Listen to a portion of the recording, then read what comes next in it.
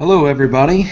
This is our second broadcast for the AP Prep, and I hope you have the opportunity to either join us live or to at least catch up with the videos when they're on YouTube after they've been posted, which is effectively at the end of this session. Last time I introduced kind of the idea of our content review and what we wanted to focus on. And how we were going to break that out in terms of the individual episodes or Google Hangouts that you're taking a look at now, or at least catching up with later. The idea is to essentially put ourselves through a pretty rigorous review of the content, making sure that we don't miss anything big, and reminding ourselves of all the things we've learned throughout the year. Towards the end of these particular episodes, we will be dealing with some new content, some things that will be dealt with in class, but of course, because of when the AP test occurs on May 8th, we'll have to get to a little bit earlier in order to have all the test takers ready to go when that day comes around.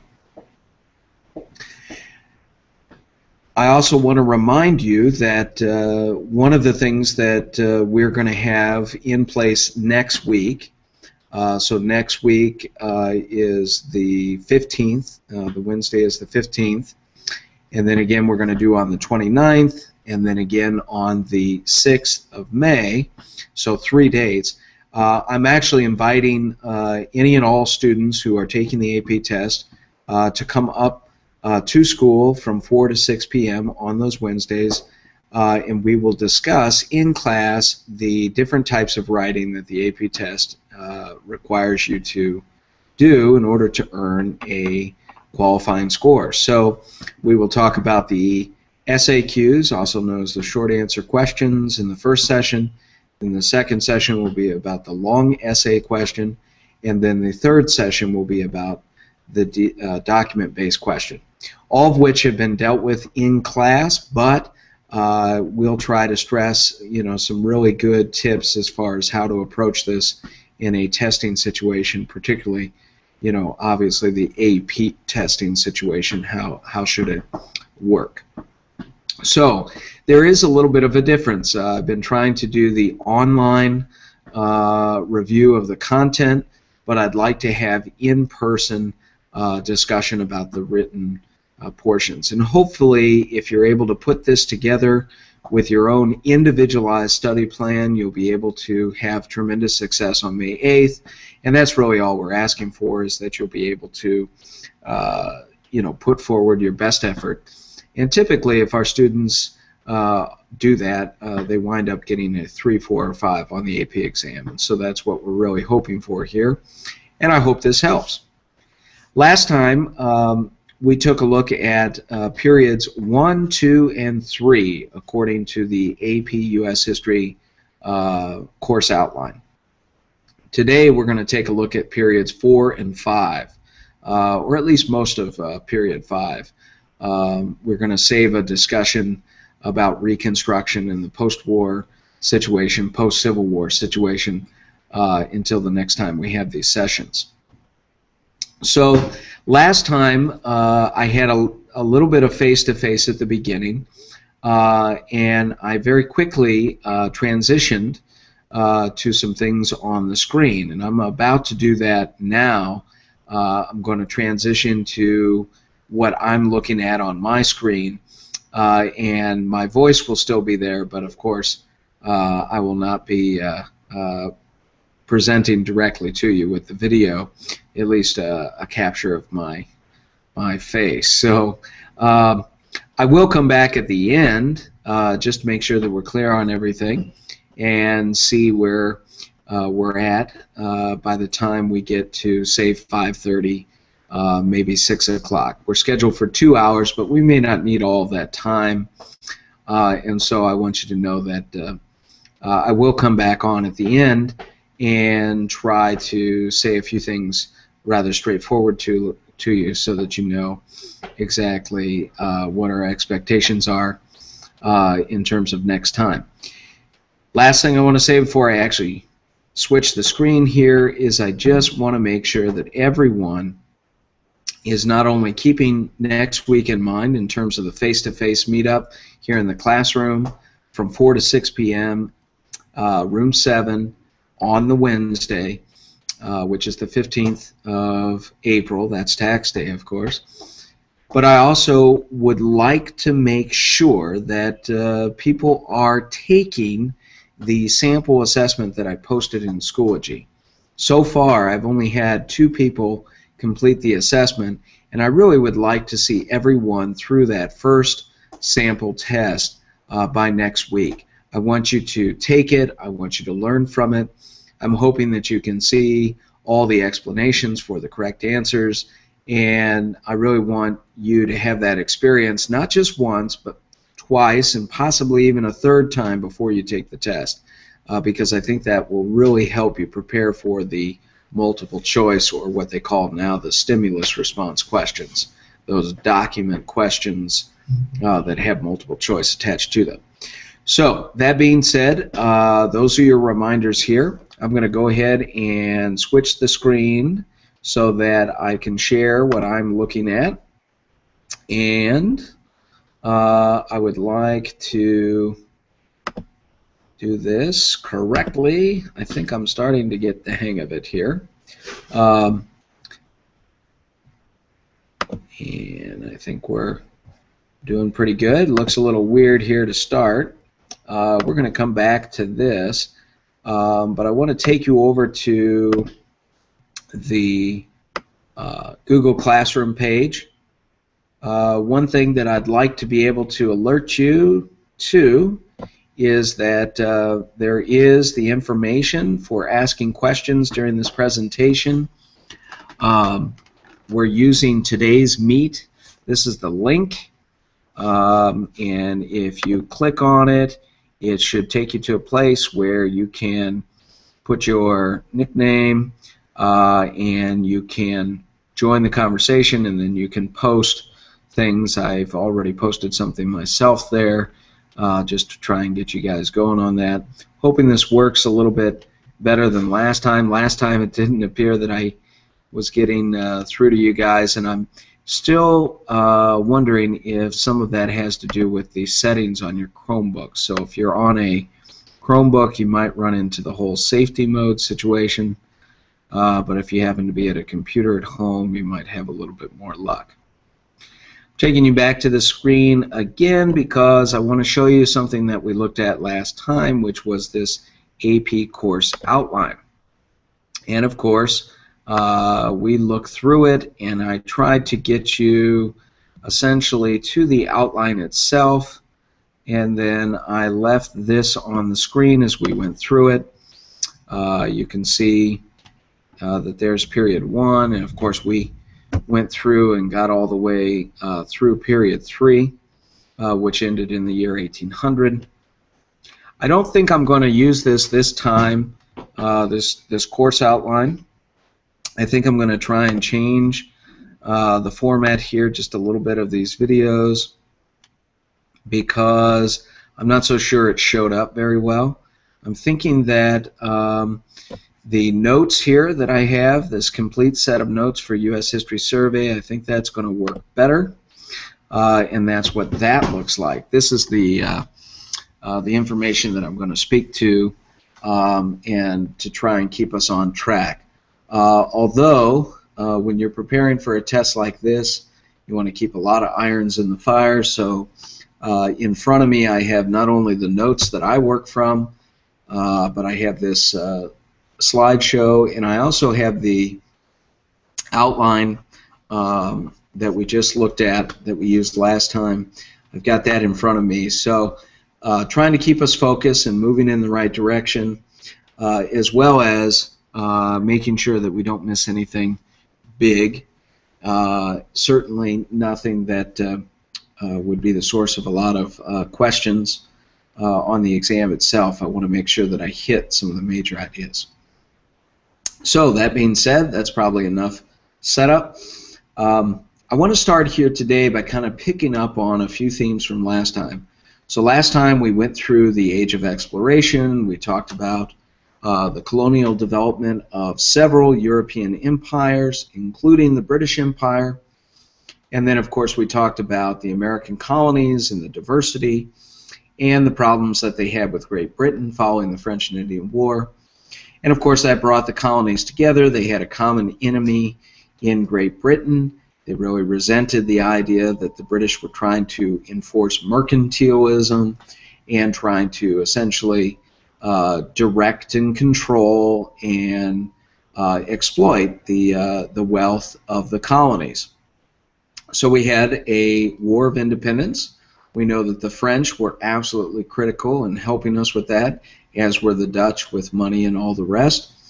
By the time we get to the Treaty of Paris in 1783, the United States is indeed a country. It extends all the way to the Mississippi River. And of course, we go through a period known as the critical period following the Treaty of Paris, and this was a time where things were very uncertain for the United States. We had operated under a wartime government known as the Articles of Confederation, but they did not appear to be very effective in terms of handling issues with other countries. We really couldn't have a coherent system of taxation. You had to get consent of all the states.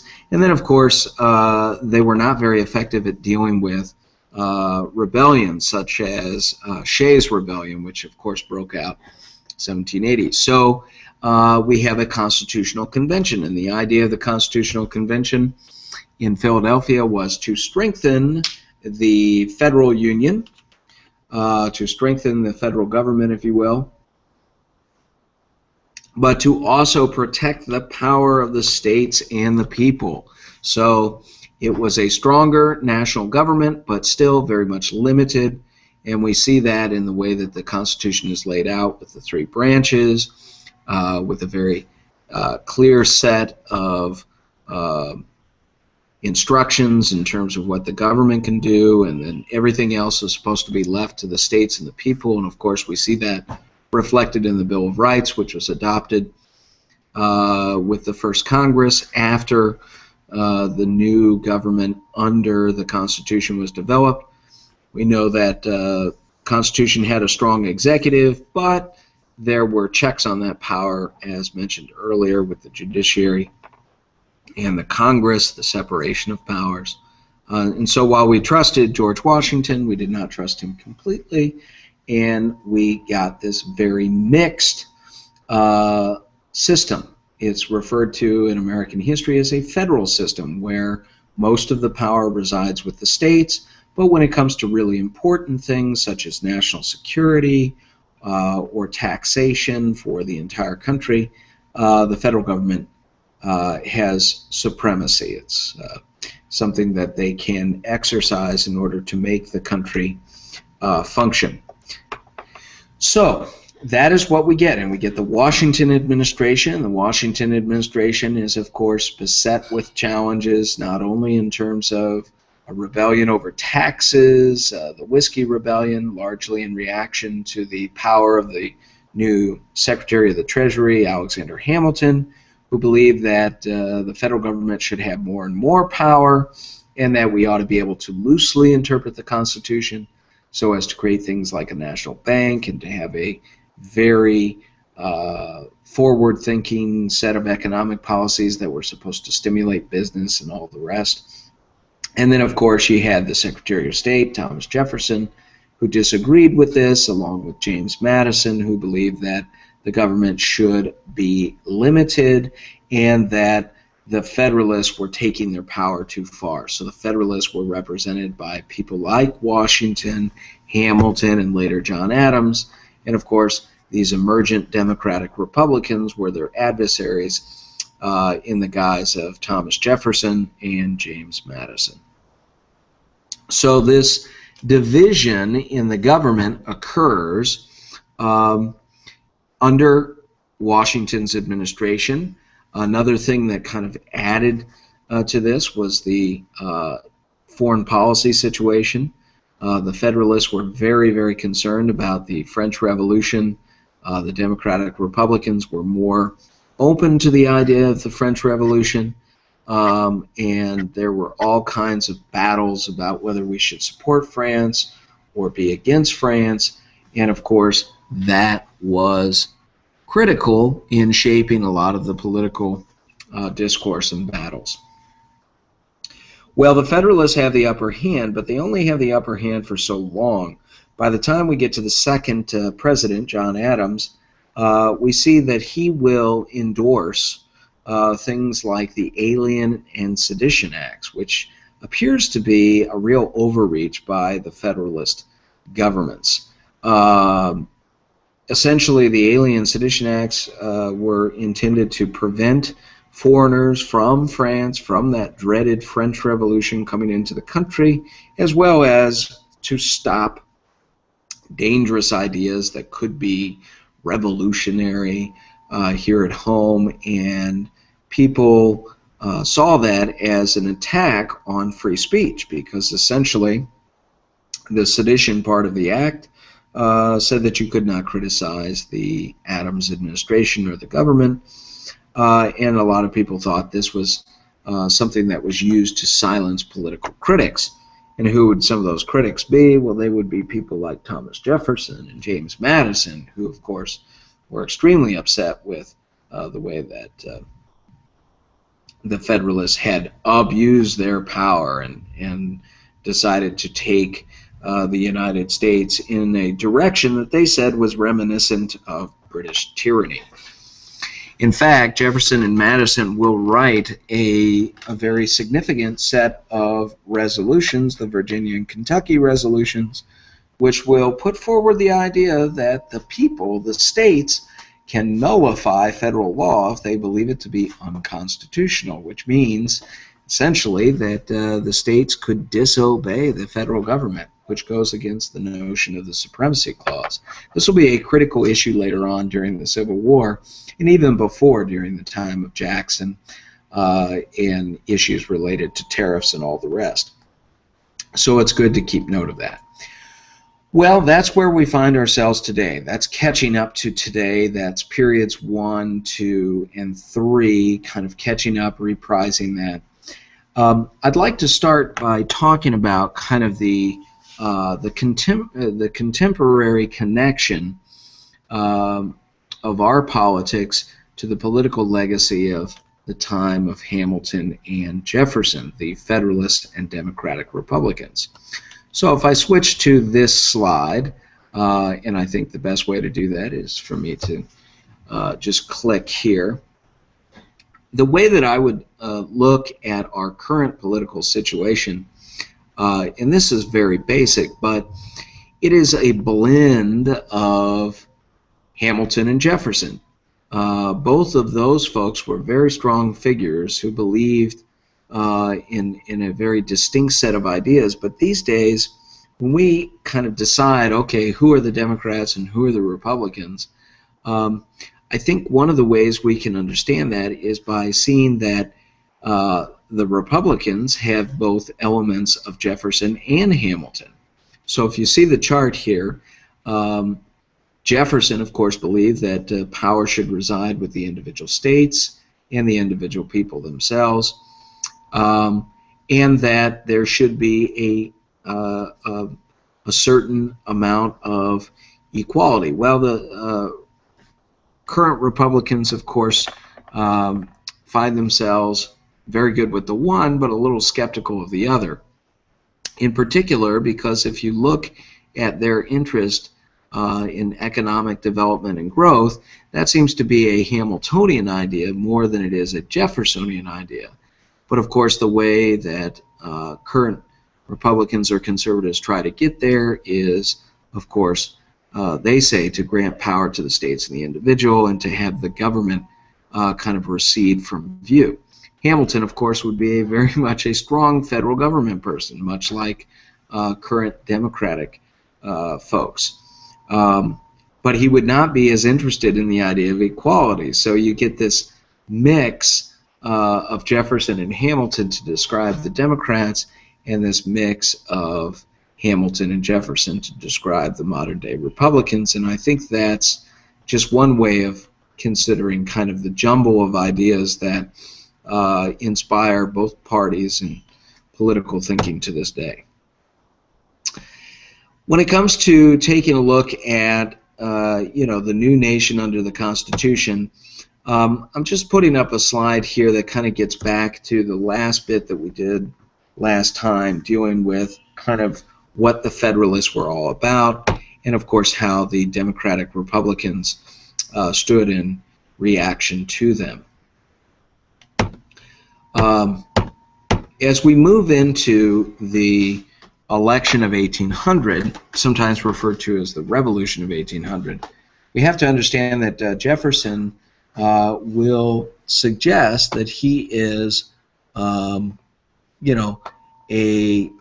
real limited government person, in that he kind of wants his government, once he becomes president, to be one of kind of moderate or constricted, limited power, and that he wants to roll back federalism, which he thought had gotten really out of control under John Adams, but even a little bit of George Washington as well.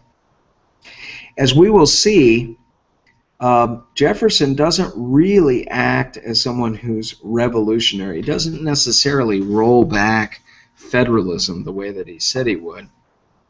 And yet at the same time, he does act in a way that provides kind of a more limited focus for government in certain areas.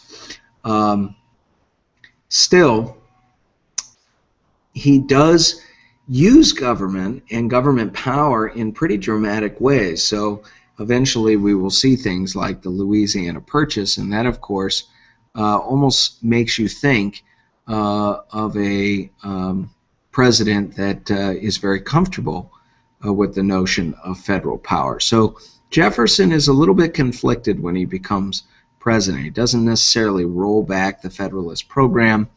In fact, he will actually accept a lot of the Federalist program, despite some changes in the frugality of government. So if we consider Jefferson's republicanism, there are some genuine aspects to that, but there is also this idea that Jefferson wants to use the government to seize opportunities, and also to settle some old scores. And so Jefferson is not above using the government to attack political opponents.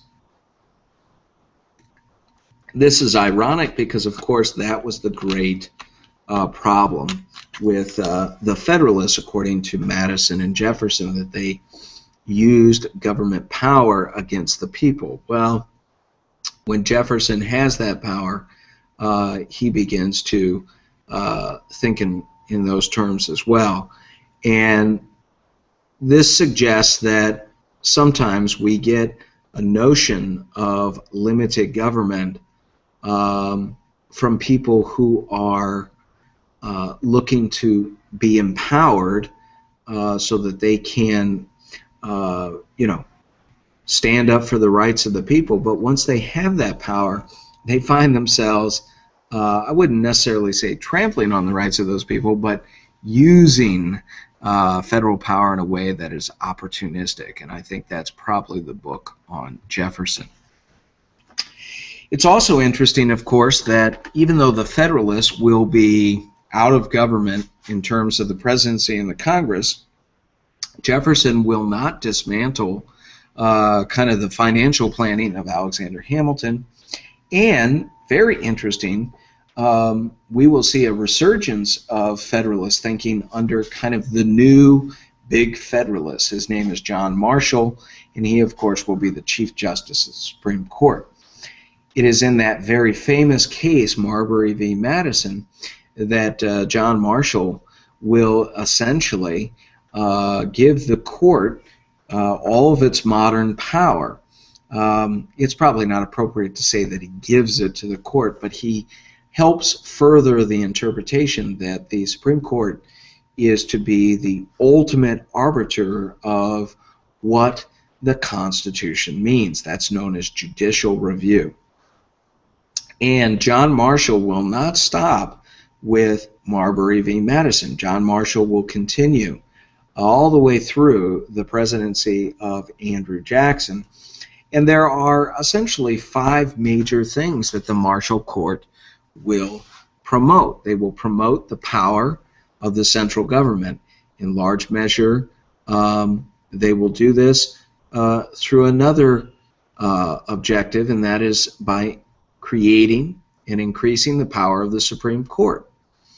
They will take a very skeptical look, the Marshall Court will, on the idea of states' rights, and they will create strong legal protections for capitalist enterprises, and we see this in the Dartmouth College versus Woodward in 1819, a very important case in which essentially the rights of the corporations are thought to be above even state law or state action. And of course, they will also promote economic growth through cases like McCulloch versus Maryland in 1819 as well. And so the Marshall Court is essentially a strong institution that is interested in creating power for the federal government, and in so doing also creating power for corporations and the rest. And so we see kind of a different form of federalist thinking that comes through the Marshall Court. When it comes to foreign policy and Jefferson, there will be some real issues there, because Jefferson will try to essentially follow the advice of George Washington to stay neutral in foreign affairs, but he doesn't do a very good job of it, at least in terms of dealing with the problems between Britain and France in what are known as the Napoleonic Wars. Jefferson is better at protecting the rights of our trade and shipping on the high seas. He had scaled back the Navy that had been developed under John Adams with the quasi-war with France. He had scaled that back as part of his Republican agenda, but he had replaced it with something known as the Mosquito Fleet, pretty fast ships that were able to protect our trade against the Barbary pirates in North Africa. And so Jefferson is effective in some areas of foreign policy. Some call it even the first war on terrorism, if you will.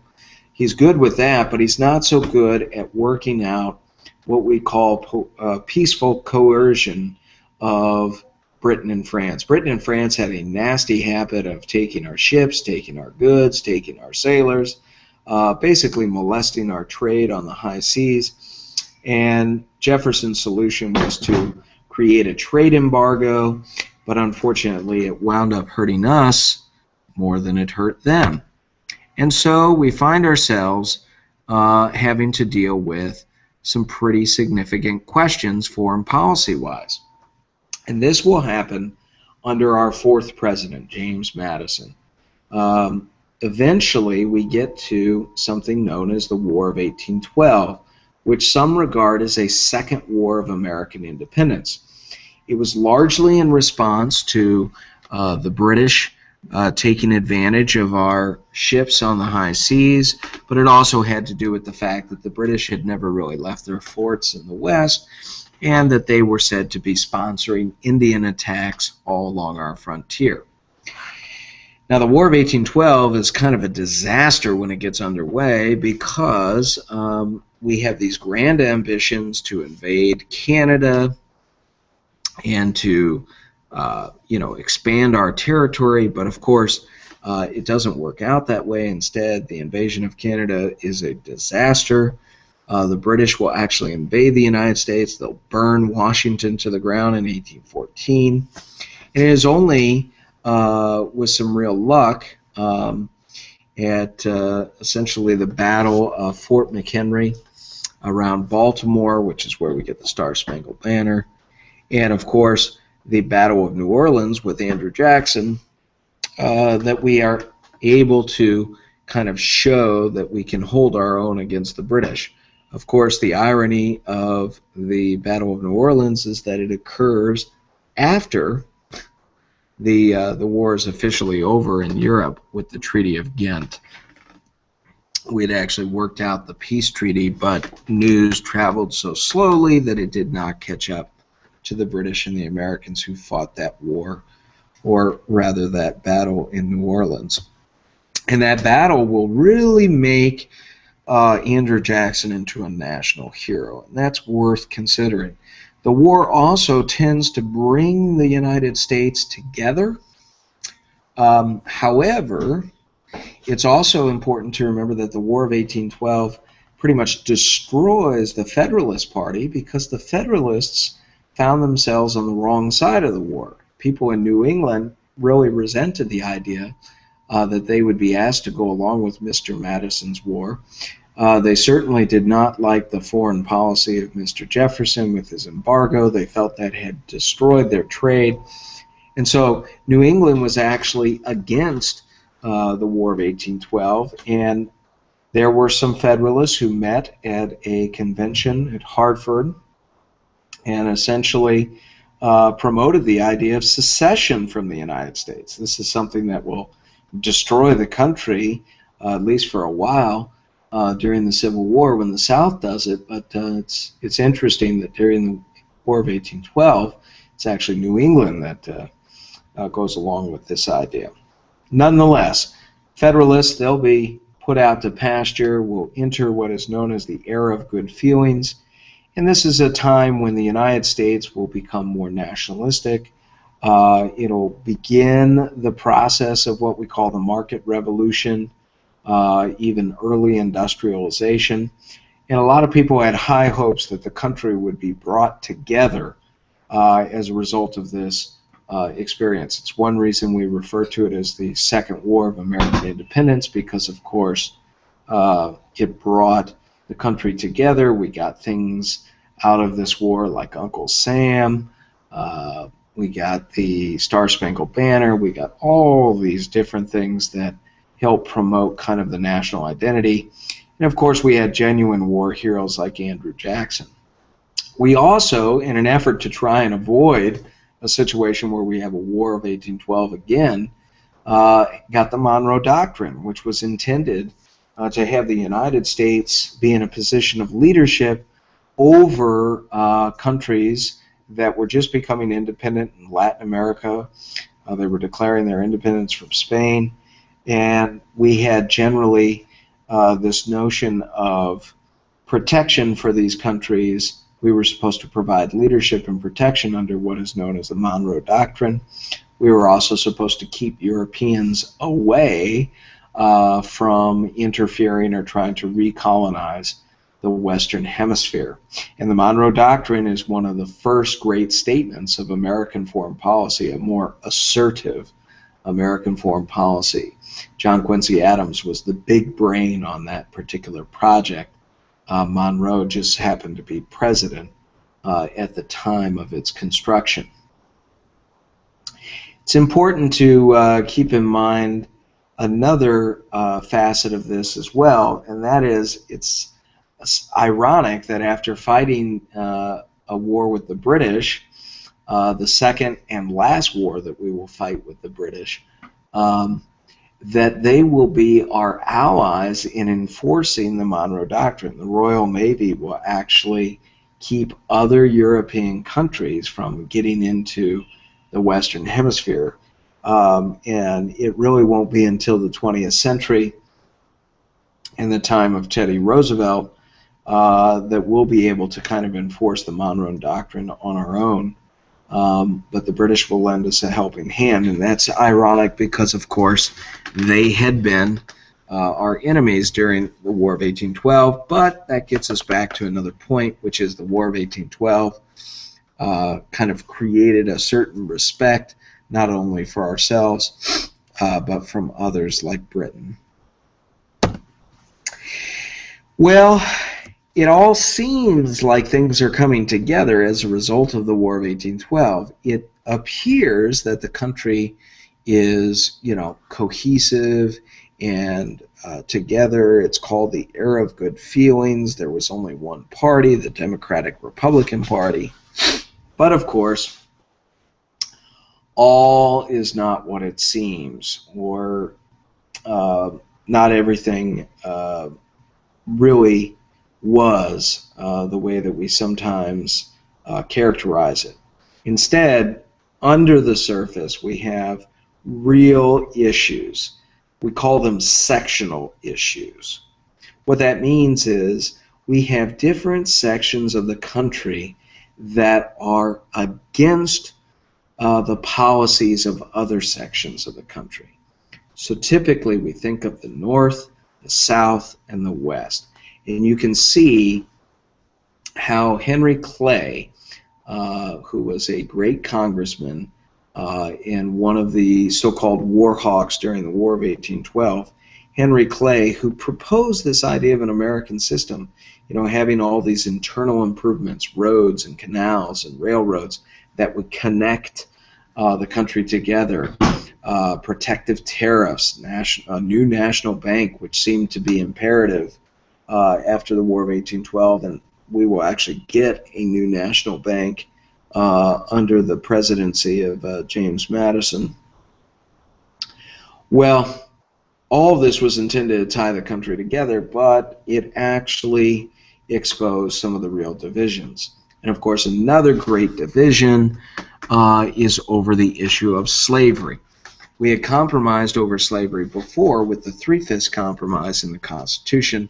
Now we were going to compromise still further with the Missouri Compromise.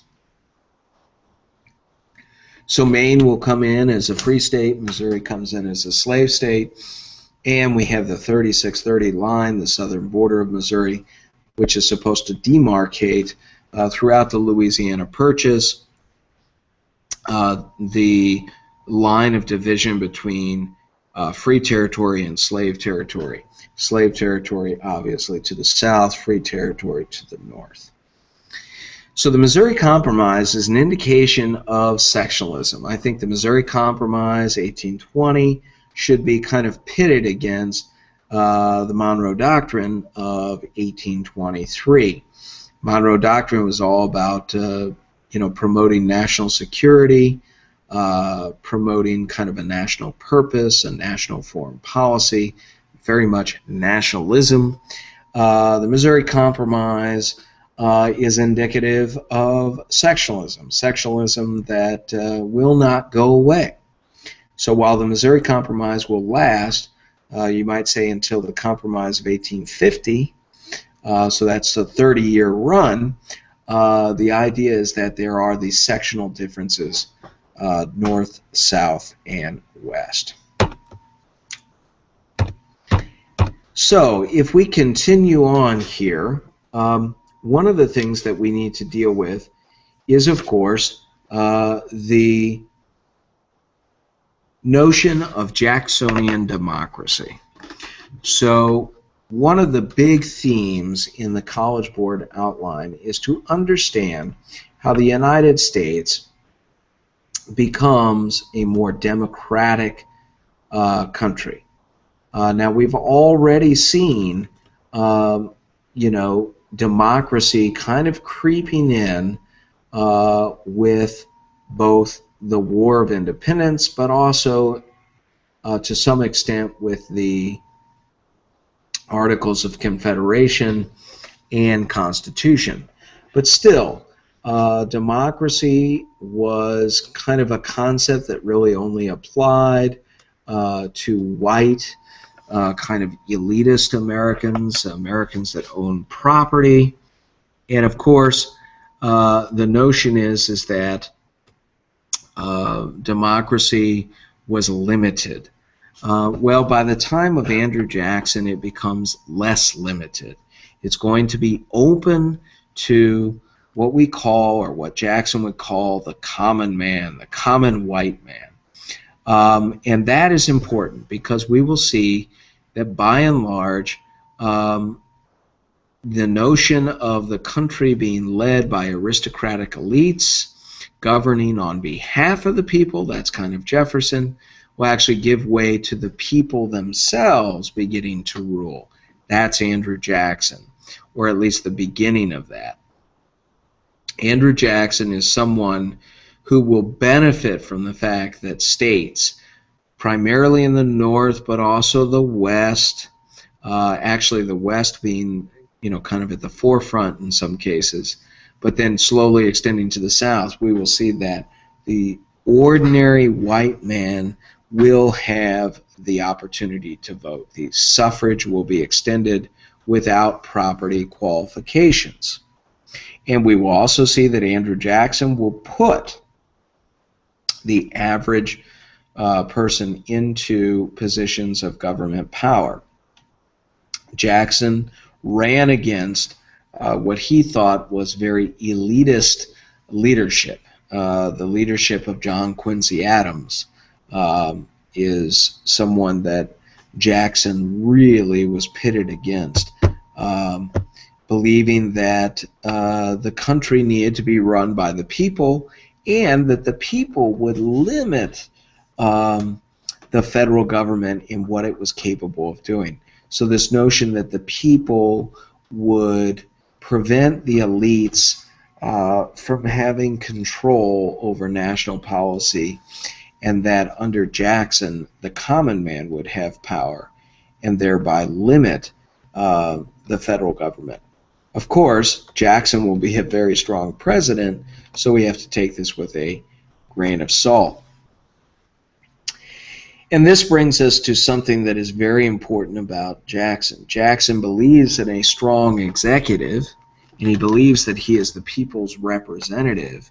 And this means that he will be seen as abusing executive power, abusing the new democracy of all white man suffrage, white male suffrage, and that he will abuse his power in different ways. So you will have the South very much fearing the abuse of power by President Jackson when it comes to the tariff crisis and the fact that Jackson will force the South to pay the tariff of abominations. Actually, Henry Clay will work out a compromise on the side that will allow both Jackson and Southerners like John C. Calhoun and other South Carolinians to kind of save face. Jackson will really make the North mad with the war on the bank, and will essentially, cause all kinds of consternation about his destruction of the economy and the banking system. And this remains a matter of debate. And of course, Jackson is outrageous and considered abusive in our own time for being very forceful in bringing about the Trail of Tears situation, which of course was something worked out through the Congress but enforced by Jackson. Jackson will even kind of dismiss the Supreme Court. John Marshall, nonetheless, the very strong Federalist John Marshall. And as a result of all this, you will get this new political party, our second political party system, Henry Clay and the Whig Party. Of course, they won't be able to get to Jackson, but they will get to his successor, Martin Van Buren, and that's critical. All right, before we continue on too far here with expansion and then the run-up to the Civil War, we ought to take a look at some of the economic changes. This is huge in the College Board outline.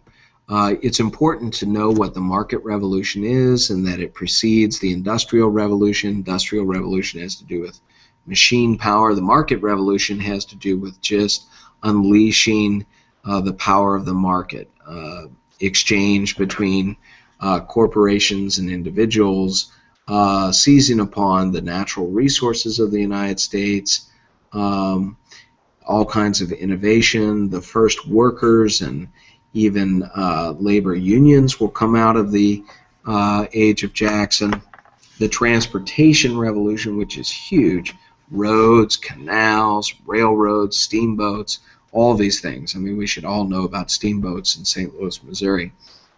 Such a huge thing. And of course, communication revolution as well, post office and the telegraph.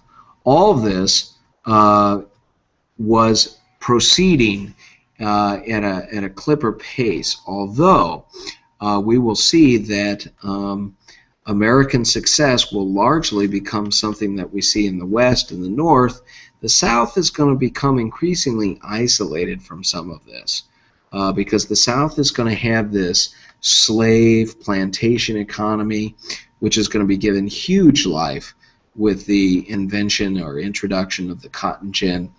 They're not going to be as interested in embracing the market revolution. However, it is important to know that Southern cotton will be the lifeblood of Northern textile industries. So the South is very much a player in the market revolution, despite the fact that we kind of consider them resistant to some of the market forces, some of the different innovations and inventions and development of industry. Their production of raw materials will be very, very important when it comes to the North and its productive capacity. And that's what this slide is really trying to indicate, is that the North and the West are fairly well connected with one another. The South we might refer to as a bit of a colony of the North, primarily because of their reliance on raw materials and the production of raw materials with plantation agriculture and slavery. So the South is going to be kind of, you might say, pre-modern, aristocratic. Eventually they will resent the way that the North has colonized them during the War of Independence, or I should say the Civil War, the War of Southern Independence, if you will, according to Southerners. They will claim that they are, basically trying to free themselves of the tyranny and oppression of the North, much like the patriots of old had freed themselves of the tyranny of Great Britain and their mercantile system. A lot of that is just hooey, but that is what the arguments that we will get. So, in addition to all of this economic development, it's very important to focus on some very interesting and new ideas that will come out of the Age of Jackson. Now remember, these ideas are going to be more, people in the North and the West are going to be more open to the idea of religious reform, intellectual reform, transcendentalism, education, public education in particular, starting with Massachusetts, the idea of tackling mental illness, the notion of women's rights, and then of course the biggest one of them all, the notion that we should get rid of slavery. Remember, people started really talking seriously about getting rid of slavery as early as the American War of Independence. But it really picks up steam in the 1830s and 40s and 50s. William Lloyd Garrison will have the Liberator, a newspaper that is devoted to the elimination, the abolition of slavery. People like Frederick Douglass, the escaped slave, will give eloquent voice to the notion of abolitionism. And we will start to see that these ideas will be part of what will create the identity of the North and the West, and the South will feel more and more isolated as a result. Well, what's really going to take things into the Civil War? There's a great debatable topic, and that is, would the Civil War have happened if there hadn't been expansion to the West? Because after all, the Civil War is going to be framed around, or at least the cause of the Civil War is going to be framed around whether we should have more free states or slave states. So it's almost impossible to imagine the war happening without westward expansion as part of it. Nonetheless, there were a lot of things that developed and could have possibly gone a different way without things turning out the way they did with the Civil War. So just a bit of an area of speculation, if you will, in our curriculum as to whether westward expansion caused the Civil War. Westward expansion was something that the American people did themselves. It was not always directed by the national government or the states. In fact, people went out to New Mexico, they went out to California, they went out to Oregon, they went out to Texas, and they did this largely on their own. And of course, this is going to change things, because what we see is that our politics, now remember, we were dealing with the two-party system, the Whigs versus Democrats. That's the second party system that we have under the age of Jackson, largely in response to Jackson and his legacy. Prior to that, we had the Federalists and the Democratic Republicans. We know the Federalists were wiped out by the War of 1812. Well, our politics, you might say, is going to change a third time, and eventually we will have a third-party system. Eventually we will have Democrats and Republicans, the same two parties we have today. How does all this play out? Well, it largely plays out when we consider this issue of expansion. In 1840, the Whigs will win over the Democrats. The Whigs will beat Martin Van Buren, and William Henry Harrison will become president. Of course, he doesn't last very long, only about a month in office, and then dies of pneumonia. That brings about some very interesting situations, because we will see our politics after the election of 1840 become much more heavily influenced by the notion of expansion. And of course, every time you talk about expansion, you've got to start thinking about whether you're going to have more free states or slave states, and that is going to be critical. That's going to be absolutely critical.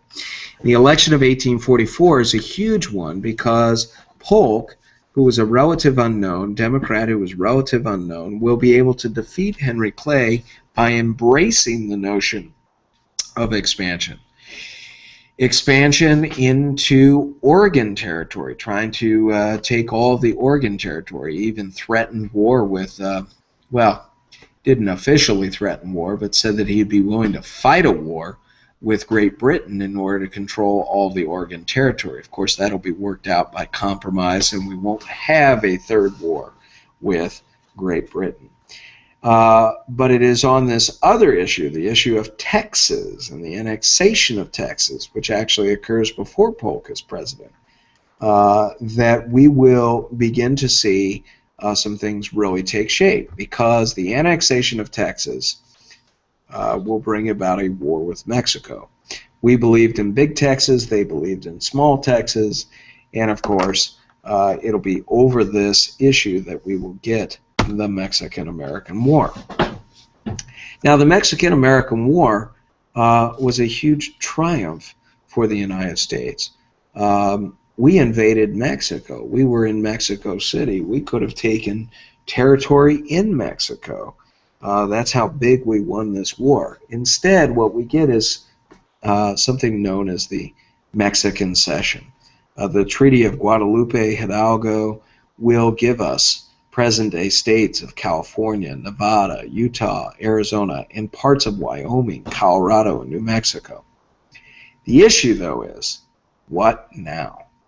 Are we going to have more slave states or free states? Remember, Missouri Compromise only dealt with the Louisiana Purchase territory from 1803.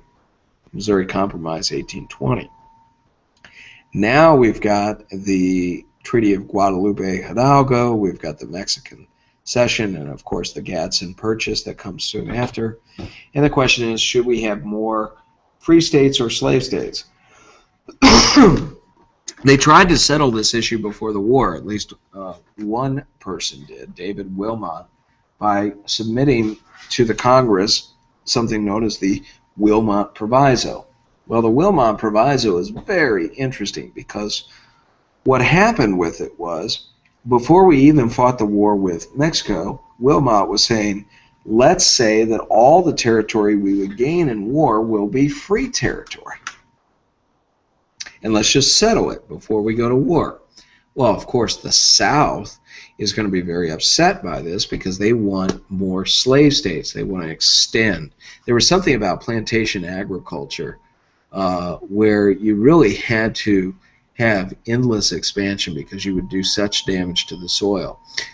There was also the idea that the more slave states that were added to the Union, the more the South could kind of protect what they had going, their plantation agriculture, protected, excuse me, in Washington, D.C.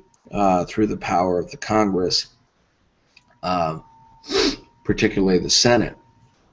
So the notion was that you want to add as many slave states as possible. Well, remember, before the Wilmot Proviso, people were Democrats and Whigs. After Wilmot Proviso, after it's put forward before the Congress, people start to say, you know what, I don't really care if I'm a Democrat or a Whig. What I care about is whether I represent the North or the South. And so we see sectionalism kind of come back with tremendous force. And now the question becomes, who's controlling the future of the country? Does the North control the future of the country and is going to drive the South out of existence? Or does the South control the country and will basically make a free country impossible because they want to so dominate the West? So the North and the South trying to dominate the West, that's the big issue. And if you dominate the West, that means you dominate the country, and of course we get these rival systems. Well, here's where we see all of the compromises that are going to go in so many different ways. And of course, all you have to do is take a look at the Compromise of 1850 and contrast it, say, with the Missouri Compromise of 1820. The Missouri Compromise was fairly simple, straightforward. Compromise of 1850 is anything but. In fact, it's got all these different parts, ways to appease the North, ways to appease the South, and as typical with a complex compromise, no one came away too happy with it. And so it won't be long after the Compromise of 1850 that we will see another compromise, this time the Kansas-Nebraska Act. And it will be the Kansas-Nebraska Act that we will actually see the Missouri Compromise effectively nullified. Because if we think about Kansas and Nebraska are both places that should have been free territory. But now all of a sudden we have this notion of popular sovereignty, that maybe you can choose or vote for whether you have slavery or not. This is just a mess. Now, before we continue on and take a look at, say, the case of Dred Scott, which made the situation even more complicated, even though the Supreme Court was trying to settle the issue for all time, we need to think about the following. We like to think in the run-up to the Civil War of the North versus the South, but it's a little bit more complicated than that. We have to remember the West, and we have to realize that the North is trying to control the West, the South is trying to control the West, but they do it differently. Why does the North want to control the West? It is not so much because they are heavily invested in the notion of abolition. Abolitionism only represented a minority of Northern opinion. Most Northerners, and most Northerners who would be going west, were interested in what we call free soil. They wanted the West to be free of slavery as an institution, but also free of slaves, or I should say free of African Americans as well. People were invested in this notion that the West should be a white man's democracy, or area for white man's democracy. So it was not interested in the notion of getting rid of slavery for humanitarian purposes or anything like that. They just didn't want to see the South control the West with what they referred to, what Lincoln will refer to as the slaveocracy, right? The notion that the South had all this power over the rest of the country and was going to annihilate freedom, even for white people. So free soil is a much stronger idea for the North going west than abolition. Now, as far as the South is concerned, they wanted to control the West for a very simple reason. They wanted to extend their slave system, and they also wanted to get as many states as possible to make sure that nobody in Washington, D.C. could ever do anything against slavery. Well, obviously, both the North and the South tried to settle the question of the West through the Congress, but it didn't seem to work. So the Supreme Court weighed in 1857 and tried to effectively put the issue to rest. But of course, as you're probably already aware, the 1850s was a time where nothing was put to rest. Well, under Chief Justice Taney, the Supreme Court will decide, in the first real application, by the way, of judicial review, they will decide that the Constitution was intended only for white people, that the Constitution was essentially something that protected property, and that not only are slaves by definition property, but African Americans themselves can never be considered. That is to say, whether they're slave or free, they can never be considered citizens of the United States. And as a result of this, slavery, because it is a property right and protected by the Constitution, can go anywhere. It can go west, it can go north, and of course it can be protected in the South. Dred Scott's decision was the thing that Abraham Lincoln thought was just the tipping point, just the worst of the worst. The Dred Scott decision just drove people crazy. People like John Brown, who had already been fighting out in bleeding Kansas, trying to make sure that pro-slavery people didn't take over the state, but also who will try to foment a slave insurrection in the situation at Harper's Ferry, Virginia, later on in 1859. What's amazing is that there was such complicity, I guess is the best word to say, such compromising over the issue of slavery by all the presidents of the 1850s. The one person who would not compromise, or I should say would not give in to the notion of the South having their slaves protected, not only in the South but in the West. The one person who said, hey, I'm drawing a line and I'm not going to allow this to go any further, would be a person like Abraham Lincoln. I shouldn't say the only person, because there were other Republicans, as Lincoln will become known. He had started off as a Whig but will become a Republican. There were other Republicans who said no extension of slavery to the West, but of course it's Lincoln who we remember, because it's Lincoln who will be elected in 1860. And when he becomes president, he'll say, look, I'm not trying to get rid of slavery in the South. I'm trying to stop slavery spread in the West. The theory was if you stop slavery spread in the West, eventually it'll die out in the South. And of course, America will be, a place that has freedom defended and protected, particularly for white people, but as we will see with Lincoln's changing views, also for African Americans themselves. Well, I think the thing to keep in mind with the start of the Civil War is that both the North and the South were convinced that the other was out to get them. And so the South actually has this idea that they are not getting the protection they need when it comes to their way of life, their plantation agriculture, their institution of slavery.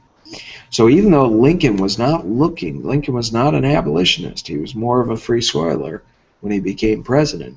Even though he wasn't looking to attack slavery in the South believed that, oh, that's his ultimate motive. Meanwhile, people in the North were thinking that the South's ultimate motive was to hijack and take over the government, that they had been doing that throughout the 1850s, that they had somehow convinced the country that slavery should be extended to the West, either through popular sovereignty or through the granting of new territory or slave territory or something like that. And so Northerners were convinced that the South was trying to destroy the country. And when you have two sections of the country convinced that the other section is trying to destroy it, well, that's not good, because that essentially means that there can be no more compromise. And so what we see is Southern secession in response to Abraham Lincoln and his election. Begins with South Carolina in December of 1860, but by 1861 you will have 11 states go out, and you have the formation of what we call the Confederate States of America. Well, what did the South believe about the Civil War? They believed that they were fighting a second war of independence. They believed that they were freeing themselves from the tyranny of the North. And that is critical for our understanding. They really believed that they were in a position where the only solution was secession. They believed, too, that they had been given theoretical foundation for this with Madison and Jefferson and the notion of nullification. And, all of these ideas as far as the country was concerned. So the idea is that the South really believed that they were in the right, and it is one of the reasons that they will not give up. And it will take everything the North has to essentially subdue the South. Now, the North will do that because they are devoted to the preservation of the Union. That's the original war aim. And then later on, they'll be promoting the idea of the destruction of the Southern slave system. Lincoln will shift that focus a little bit. Well, more than a little bit, in a very dramatic way. But ultimately, the idea that Lincoln has that is pretty compelling is that you cannot have a minority of states deciding to destroy the Union. That's a minority making a decision for the majority, and it's just not going to be acceptable. And of course, the North has the ability to destroy the South. It'll take a very long time for them to do it, and they will be frustrated, particularly in the war in the East, very early on, but the North has all these resources to make this happen. They are going to have railroads, industry, a powerful navy, large population, plenty of food. But of course, they do have problems because not everyone in the North will be on Lincoln's side, particularly in places like New York City and also in the border states. And there will be problems with Northern generals. Nonetheless, the advantages of the South, the fact that they could fight a defensive war, but in many cases choose not to, the fact that they have a long coastline, the fact that they have cotton, which for a long time was a very valuable crop, the fact that they have really good leadership militarily, and the fact that they have an opportunity to promote economic ties with Great Britain and France and other countries. Um, all that will be wiped out because ultimately the North will play the long game, um, and they will really hurt the South, which has a small population, small industry. The North will be very effective at making the blockade hurt, which some say really wins the war, and of course also in being very successful in gaining control over the Mississippi, and in splitting the South. Now, one thing to really keep in mind about the Civil War is the idea that the Civil War um, will be one that is won by the North, but will require a tremendous mobilization of resources that will devastate the South. I mean, the South has to be forced, really forced, to give up the war. And it's going to take a long time, and it's going to be extremely bloody. The North will have problems during the war. They'll have problems in getting everyone mobilized. They have to resort to the draft. The draft will cause draft riots up in places like New York City. Lincoln will have to suspend habeas corpus in an effort to quell dissent and to stop Southern spying.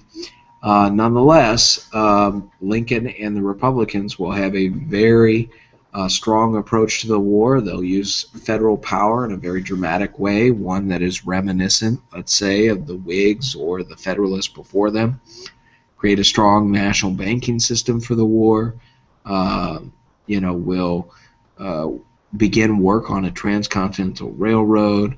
Will put forward the idea of the Homestead Act as a way of delivering on the promise of free soil, and will erect high tariffs. Lincoln will have power as a president that no president had had before. All this will be justified as necessary for subduing the South. And of course, when it comes to the South, we have to keep in mind that they will be broken by the war. And there will be some real resentment. Nonetheless, the war represents an opportunity for Lincoln to pursue what he calls at Gettysburg a birth of new freedom. And that means not only a more modern America, but also an America that is more inclusive. Lincoln will become, converted to the idea that there should be emancipation, that is to say, the end of slavery. And of course, the 13th Amendment will make that a reality. But on top of that, the notion that there should be civil rights and that the federal government might have an obligation to protect those civil rights above and beyond the states. That will be a very new concept and a very important one for moving forward. Next time, we'll be taking a look at the issue of Reconstruction. And when it comes to Reconstruction, we will see that there is a lot of messiness that kind of belies the notion that the North won the war. The old saying is that the North won the Civil War, but the South won Reconstruction, and that may be one of the best ways to take a look at this. I want you guys to recall that if you look through the College Board outline, that is another way of skinning the cat, so to speak. It's a way of essentially working through the most important parts of the curriculum. I tried this time to rely on a set of notes here that I thought would be more helpful, but both are good. And of course, there's other ways. Great videos on the Gilder-Lehrman site for each of the periods. I would strongly recommend, and I'm going to really reinforce this next week, look at those videos. Definitely take some sample assessments like the one I put on Schoology. and do whatever you can to prepare yourself in an individual way for this exam. I think you will find that it is well worth your while. So I'm going to come back here, and here I am. I just want to thank anyone who's taken a look at this video. I've tried to take a look at what's been going on with the area where you can ask questions, the today's meet, but I didn't see any questions come through. I'm looking at my screen here and it says that I've got 0 viewers, so I'm not so sure this is working out as ideally as I would have thought. I'm going to try and figure that out from a technical perspective. Maybe this isn't the way to go as far as the format is concerned. However, I do feel that once these videos are up on YouTube, you know, they can be a good resource for focusing your attention on the content review. And so I hope this does have some value, but I must say I am looking forward to meeting with some students in the classroom next week for a discussion of the different writing that the AP expects. The short answer question, the long essay question, and the document-based question, all of which will help you get your 3, 4, or 5 on the AP test. And so on that note, thank you to everyone who chooses to view this video, and I hope you find it useful, and have a great night. Thank you.